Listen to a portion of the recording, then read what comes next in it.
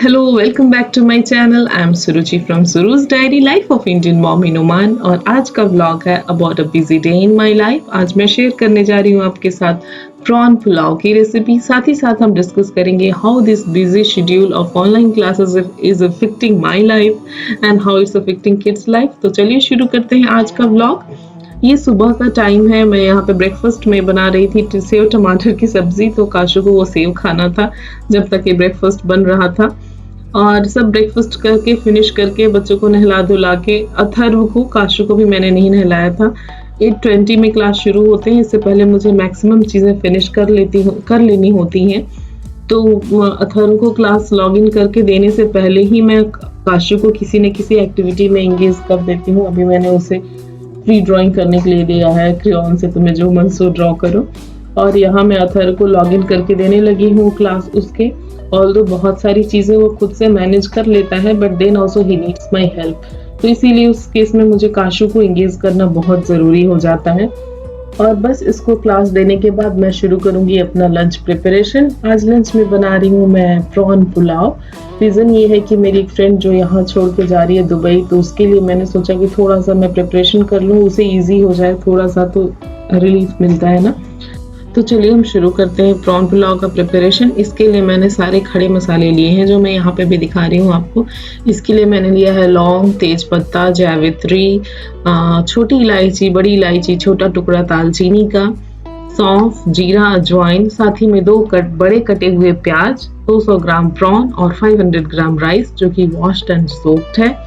अब मैं कुकर में यहाँ पे डाल रही हूँ 2 बड़े चम्मच घी के, और उसके बाद मैं इसमें सारे खड़े मसाले डाल दूंगी।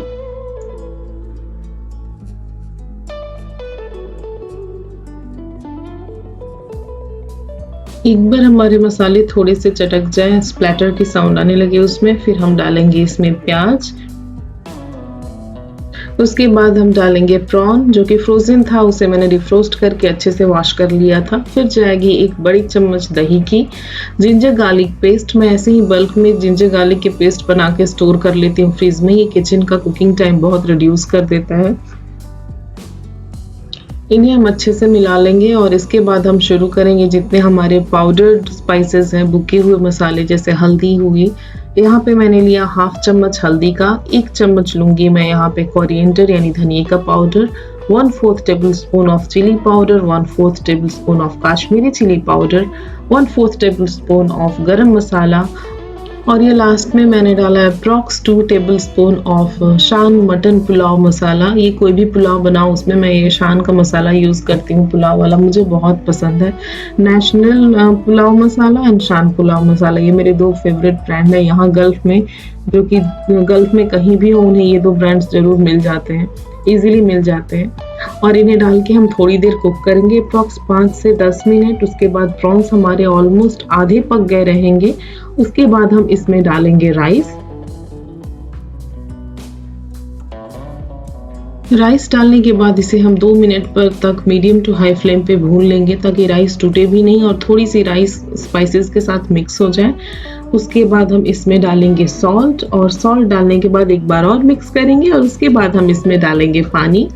पानी का अमाउंट ऐसे है कि मैंने यहाँ पे लिया था 2 ग्लासेस ऑफ राइस, मेरे अपना जो मैं मेजरमेंट यूज़ करती हूँ राइस का उस ग्लास से, तो मैंने यहाँ पे डबल अमाउंट ऑफ वाटर लिया, मीन्स की 4 ग्लासेस ऑफ वाटर मैं यहाँ पे ऐड करूँगी। उसके बाद हम इसे विसल लगा देंगे, अप्रॉक्सीमेटली 2 विसल्स, और हमारा पुलाव रेडी हो जाएगा। साथ ही साथ मैं यहाँ पे तैयारी करने लगी हूँ रायते की। इसके लिए मैंने लिया है 400 ग्राम दही, और उसे मैंने पहले फेंट लिया, फिर उसमें डाला मैंने मसाला बूंदी जो कि है 200 ग्राम्स अप्रॉक्स, और फिर मैं उसमें डालूंगी थोड़ा सा शुगर जो कि बैलेंस कर ले खट्टापन जो दही का होता है उसको, स्पाइसीनेस को बैलेंस करने के लिए। और बस हमारा रायता रेडी है, साथ ही साथ हमारा पुलाव भी बन के रेडी हो चुका है। तो बस यही हमारा लंच है आज का। और इसका बनाने के बाद बीच में एक ब्रेक हुआ था अथर्व का, तो मैं जाके मैं भी बात ले ली थी, और उसके बाद से मैं बस अब पैक करने लगी हूँ अपने फ्रेंड को जाके देने के लिए। और जैसे ही अथर्व का क्लास फिनिश होगा हमारा भी लंच यही होगा। ये मैंने जितना भी क्वांटिटी बताया था आपको मेजरमेंट्स का, ये 4 से 6 लोगों के लिए सफिशिएंट होता है। बच्चों को लंच कराने के बाद मैं एक नैप दे देती हूँ, उससे वो फ्रेश रहते हैं। फिर अभी मेरे हस्बैंड ऑफिस से आ चुके हैं और हम निकल लिए हैं थोड़ी सी घूमने फिरने के लिए। वीकेंड्स में हम जा नहीं पा रहे हैं कहीं because of this corona effect, cases बढ़ रहे हैं तो खुद भी डर लगता है कहीं जाने में। वीकडेज में थोड़ी बीचेस खाली खाली रहते हैं, पार्क्स तो वैसे भी क्लोज्ड हैं, तो इसीलिए हम बीचेस पे चले गए और थोड़ा सा एक रिलैक्सेशन टाइम मिल जाता है। बच्चे भी अपना सैंड गेम खेलना उन्हें बहुत पसंद है, तो अच्छे से बैठ के सैंड गेम खेलते हैं और मैं और मेरे हस्बैंड थोड़ा गपशप करने का टाइम मिल जाता है। Here? What is this? Swimming pool? Yeah, swimming pool. A swimming It's pool or ocean. ocean? Ocean. I am in ocean. You are in ocean. You are on beach. Beach. I am in beach. Got trapped at the lab. What you got? I got, and I was going to play downstairs. I didn't. You didn't ask me to go by stairs. Hello, welcome to Suru's Diary. Welcome to Arthur's Diary. और थोड़ी देर तक हमसे chit-chat करने के बाद बच्चे वापस चल दिए बीच पे खेलने के लिए। काशू थोड़ा डरती है ओशन वेव्स से, सैंड उसे पैर में वो जो सैंड लगता है वो पसंद नहीं है, सैंडी सैंडी उस चिल्लाते रहती है, बट वो भैया का साथ भी नहीं छोड़ सकती, भैया के साथ खेलना भी है उसको। और चलिए, जब तक बच्चे बीच पे खेल रहे हैं हम बात कर लेते हैं कि how online classes are affecting our life. Really it's affecting us. मेरे जैसी माँ जो कि यहाँ गल्फ में है वो ये बात को समझ सकता है कि यहाँ पे ना जब बच्चे नर्सरी में जाते हैं तो कैमरास अलाउड नहीं होते हैं, जैसे कि इंडियन स्कूल में होता है कि नर्सरी या प्री नर्सरी में बच्चे जा रहे हैं तो ऑनलाइन जो मदर्स हैं या जो पेरेंट्स हैं they can access that what kids are doing in school. वो फैसिलिटी यहाँ पे नहीं होती है। मीन्स यू कांट सी, एक बार बच्चे जब क्लास में इंटर कर गए you don't know what they are doing. Although एक प्लेटफॉर्म होता है जहाँ पे वो सारे एक्टिविटीज जो बच्चे कर रहे हैं उसके वीडियोस, छोटे छोटे क्लिप्स, पिक्स, वो सारे वो शेयर करते हैं, बट लाइव जैसे इंडिया में होता है कि एक एक सेकेंड बच्चों का रिकॉर्डिंग जो दिखा रहा है वो यहाँ पे नहीं होता है। तो जब अथर्व गया था नर्सरी में ना तो मुझे बहुत फील हुआ था, फर्स्ट टाइम मैंने उसे अपने से अलग किया था और बहुत ज़्यादा फील हुआ था मुझे। तब मुझे लगा था काश वैसा वाला फैसिलिटी यहाँ रहता कि मैं देख पाती कि क्या कर रहा है मेरा बच्चा, कैसे खा रहा है, खेल रहा है, पढ़ रहा है, रो रहा है, क्या कर रहा है, मुझे देखना था। टीचर्स कैसे पढ़ाते हैं, कैसे बताते हैं चीज़ों को, क्योंकि स्कूल जाने से पहले मैंने भी सिखाया था बच्चों को बहुत चीज़ें, बट जब वो स्कूल जाना शुरू किया ना तो उसने बहुत फास्ट लेसन्स को ग्रैस्प करना शुरू किया, क्योंकि टीचर्स का एक्सप्लेन करने का ट्रिक ही अलग होता है। मैं उसे बताती थी कि ए ऐसे, ए लिखो, हाथ पकड़ के मैं लिखाती थी। जब वो स्कूल जाना शुरू किया तो उसमें टीचर्स ने कॉन्सेप्ट दिया standing line, sleeping line, horizontal line, tummy cut. तो ये वर्ड्स बच्चे बहुत जल्दी पकड़ते हैं और सीखते हैं। तो मुझे लगता था काश कुछ ऐसा फैसिलिटी होता ना, मैं देख पाती कि बच्चे क्या कर रहे हैं स्कूल में। और कोविड की वजह से मुझे वो मौका मिल गया, बच्चे ऑनलाइन क्लासेस करते हैं और मैं देख पाती हूँ कि हाँ बच्चे क्या कर रहे हैं, टीचर्स कैसे पढ़ाते हैं। तो शुरू में तो मेरे लिए बड़ा मज़े का चीज़ था कि हाँ मेरा बेटा सामने मेरे क्लास कर रहा है।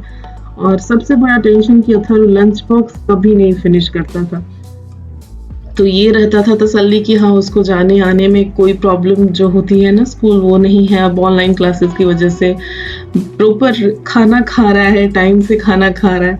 बट कहते हैं ना हर चीज़ की ज़्यादा सही नहीं होती, किसी भी चीज़ का ज़्यादा सही नहीं होता है। अब रियली अब ये मज़ा सज़ा लगने लगा है क्योंकि अब धीरे धीरे ऑनलाइन क्लासेस के स्पैन बढ़ते जा रहे हैं, अब काशू बड़ी हो रही है। सो द पॉइंट इज़ कि जो पेरेंट्स अगर एक बच्चे के साथ हैं, सिंगल चाइल्ड पेरेंट जो है उनके लिए फिर भी अफोर्डेबल है, they can take it. Specially अगर मदर्स नॉन वर्किंग है, तो अगर उनके भी मदर्स वर्किंग है तो I think their condition is more severe than me, तो वो मैनेज कर सकते हैं। एक बच्चे को देखना है, एक बच्चे का शेड्यूल के हिसाब से चलना है और इजी हो जाता है। But when you have to end both need their own time, Ashu भी अब 2 years 2.5 की हो गई है, उसे भी हर चीज़ सीखना है, समझना है। भैया का क्लास चल रहा है तो वो भी बोलती है कि give me also online classes, I also want to do online classes. तो ये सारी चीज़ें हैं, तो मेरे जैसे जो पेरेंट्स हैं ना, जो पहले तो बहुत एंजॉय किए कि हम देख रहे हैं बच्चा मेरे सामने है, अच्छे से खा पी रहा है, टीचर कैसे पढ़ाता है वो भी देख रहे हैं, वो अब बहुत ज़्यादा थक चुके हैं क्योंकि अब ये क्लासेस का स्पैन बढ़ते जा रहा है।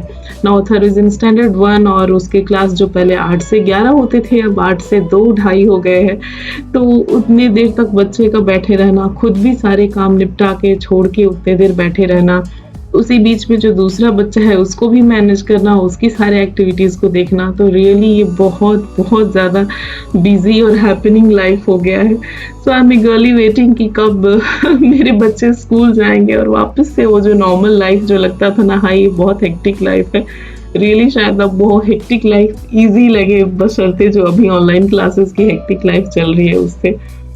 तो यही मुझे डिस्कस करना था और आप ज़रूर से मुझे कमेंट सेक्शन में बताइएगा कि आपका क्या ओपिनियन है। ऑल्दो ऑनलाइन क्लासेस के बहुत सारे प्लस पॉइंट्स भी हैं, बट कुछ बहुत सॉलिड नेगेटिव पॉइंट भी है। बच्चों का स्क्रीन टाइम, जो पहले हम बोलते थे नहीं टीवी नहीं देखो आँख खराब हो जाएगा, फोन नहीं देखो, अब हम खुद बोलते हैं बैठो और देखो, because we have no other choice, we have no other option.